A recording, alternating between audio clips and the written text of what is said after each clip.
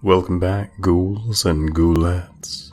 My name is Nethermore. This week's story is called The Flesh Market. So sit back, relax, turn out all the lights, ignore that urge to look behind you, and enjoy.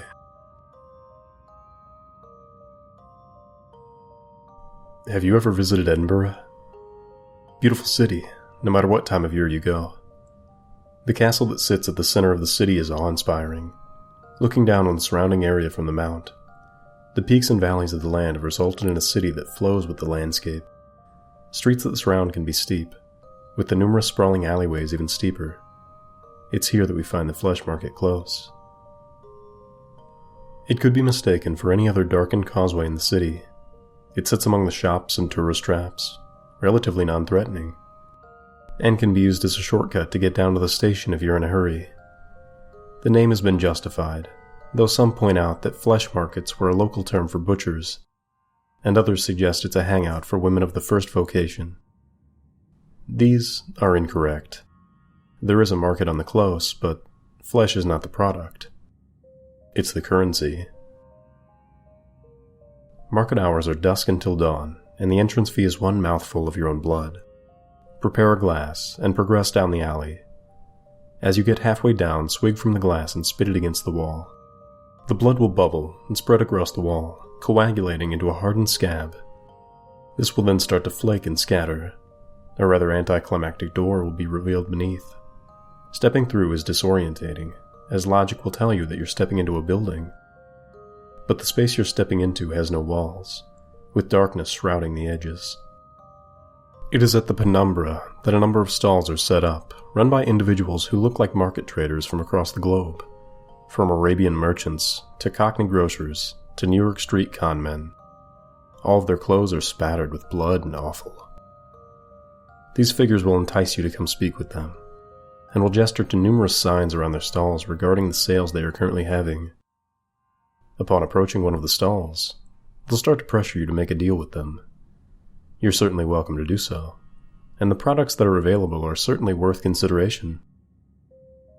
Starting at the cheap end of the spectrum, you may wish to offer one breath. A lungful will net you knowledge of the weather for the next day, in itself a rather pointless purchase in this age of smartphones and the Met Office, but centuries ago, invaluable. Taking this offer will result in the seller reaching out with his hand flattened, then quickly grasping it into a fist. The air will literally be stolen from your lungs, and cause a few moments of gasping as you catch your breath. Are you attached to your fingers? How attached? I mean, do you reckon you could do without your little finger? This sale will provide you with instant forgiveness from any one person you desire, for any wrongs you may have encroached against them. Agreeing to this one will cause the trader to grin and shout, "One you bits me special, coming right up." They'll lunge forward and grab your wrist, pinning it to the table. Don't resist, because no one likes a tough sell. A flash of steel and you'll be minus one digit. Just remember, you can only pay twice. Now make no mistake, it will hurt, and there will probably be a lot of blood. If you don't take care of the wound, it may even get infected. As the price goes up, you may want to consider taking precautions regarding what you trade. Tourniquets and sutures will certainly not go amiss. Now, some of the trades will seem familiar, and may hark back to stories and legends that have existed for millennia. This is the influence that the market has had on our culture, leeching in over the centuries. A pound of flesh will make it impossible for the next person you make a trade with to renege on the deal, especially useful if you don't trust the company you keep. It has no use within the market, as all of the traders here are trustworthy, and will honor a purchase to the letter and the spirit. Best to leave this transaction until last. How about one of your eyes? Depth perception is overrated anyway. Offering up one of them will allow you to converse with our avian friends. You'll be able to call down the birds from the trees, and they'll be able to answer any questions you may have. It's advisable that you avoid ravens, though. They have their own agenda, and it's not in your best interest. The salesman will grab you around the throat and slowly pry his fingers into the socket. The snap of the wrist, and your visual organ will rest in his palm. Another snap, and it'll disappear. It is at this point you may want to consider stronger measures to ensure your survival of payment. In this strange little world of ours, the market is hardly the strangest. Artifacts and incantations exist that allow the body to continue to function long past the point at which mortal coils would be shuffled from. One or two can be picked up here, but few are willing to live without their sexual organs. It seems eternity is a little bit colder without the ability to get your rocks off. I'm not going to get into the details as to how they're taken. Suffice to say, it's unpleasant and messy. At this point, the price has become a little more, vital. What would you take for your stomach? This deal will merit you the ability to understand the desires of anyone you talk to. While you converse with them, your mind will be filled with the images of that which they covet the most. This would provide a significant advantage to any budding salesman, and the deal has been taken up by several of the stallholders themselves. Some may argue that such a gift would be more poetically suited to the heart. That vascular muscle, however, is a part of an altogether different deal. By bartering with your heart, you can guarantee the happiness of any given individual for the rest of their life, however long that may be.